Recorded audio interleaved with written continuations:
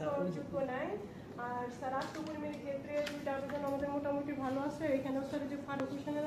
আসসালামু আলাইকুম, কেমন আছেন সবাই? আশা করি সবাই ভালো আছেন।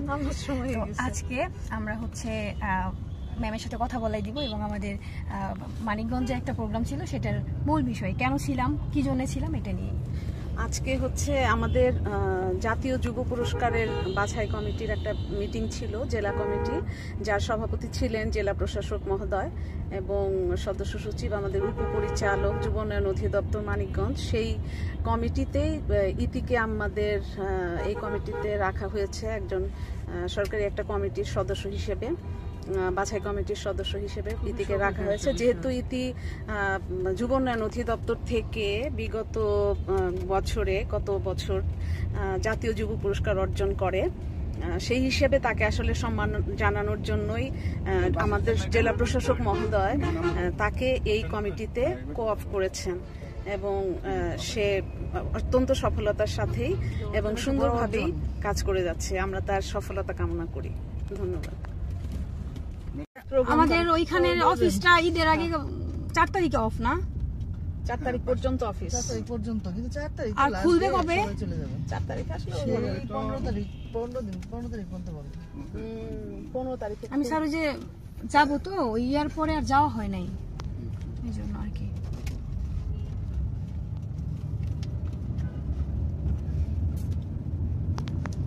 এগুলো হচ্ছে আমাদের শ্রদ্ধেয় ম্যাম, বিআইডিবি অফিসের। আপনি পরিচয়টা দেন। আমি শিরিন আক্তার, উপজেলা পল্লী উন্নয়ন অফিসার, মানিকগঞ্জ সদর উপজেলা। আপনি? আমি শামসুন নাহার, উপজেলা যুব উন্নয়ন অফিসার, মানিকগঞ্জ সদর।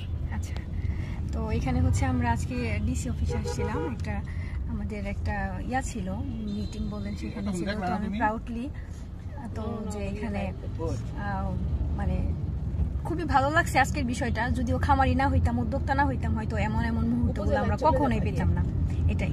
আর এখানে আমার প্রাণপ্রিয় একটা স্যার আছে, যদিও আমি দেখাবো এখান থেকে নামার পরে। না, এখান থেকে দেখাতে পারো।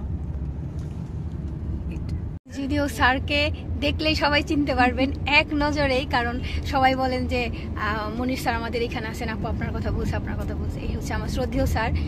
যখন আমি এই যুব উন্নয়নে আসি, এটা হচ্ছে আমার একটা শেকড়ের টান।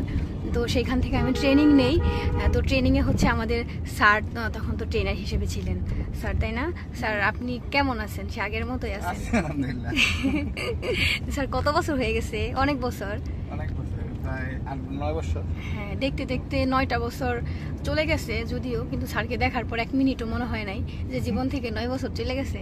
তো আমরা অবশ্যই আপডেট দিব এবং যুব উন্নয়নে যারা ট্রেনিং করতে চান, এখন তো ব্যাচ শুরু হয়ে গেছে অলরেডি, আবার জুলাইতে হবে। আপনারা যোগাযোগ করবেন, যে শুধু বলেন একটা কথা, আপু ট্রেনিং কিভাবে করবেন, এগুলো নিয়ে অনেক ভিডিও দেওয়া আছে, যদিও আমরা সামনে দিব ইনশাআল্লাহ। তো সবাই ভালো থাকবেন, স্যার ভালো থাকেন, আল্লাহ হাফেজ।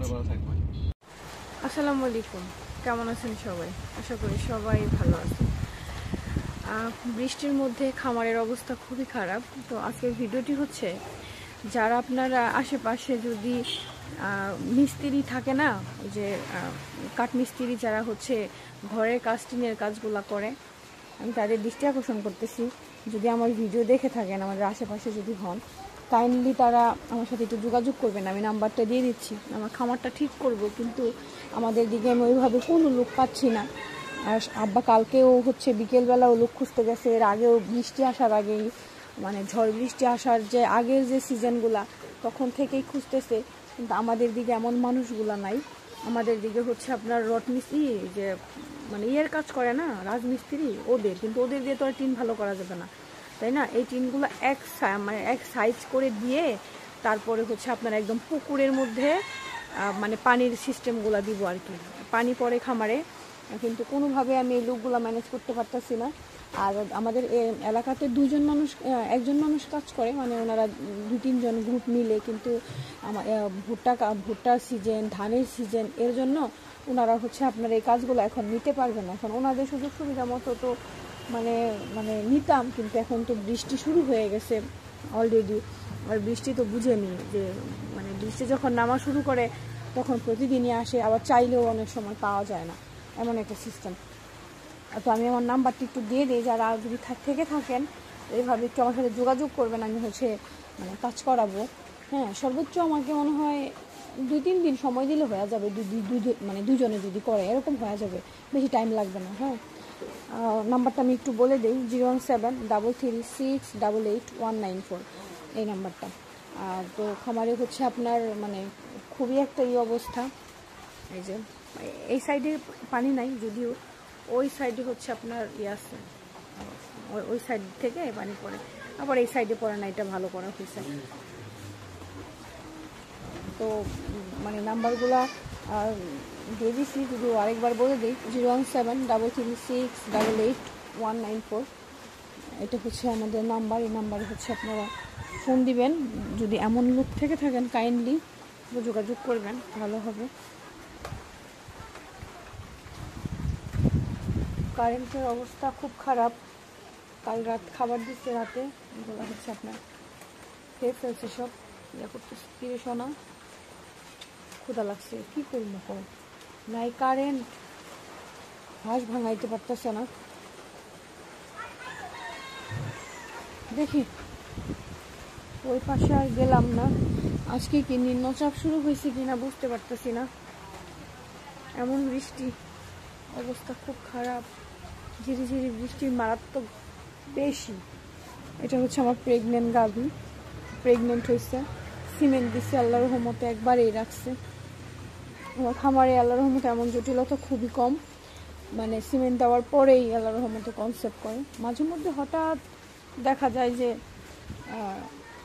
2 বার দেওয়া লাগে, কিন্তু একবারই বেশি কনসেপ্ট করে। মাঝে মধ্যে আছে আমি 2 টাইম দিই, সকাল বিকাল দিই, এমন দিই। তো এই ছিল ভিডিও, সবাই ভালো থাকবেন, সুস্থ থাকবেন। যদি এমন লোক থেকে থাকে কাইন্ডলি একটু আমাকে জানাবেন, আমি খামারে কাজ করাবো। আল্লাহ হাফেজ।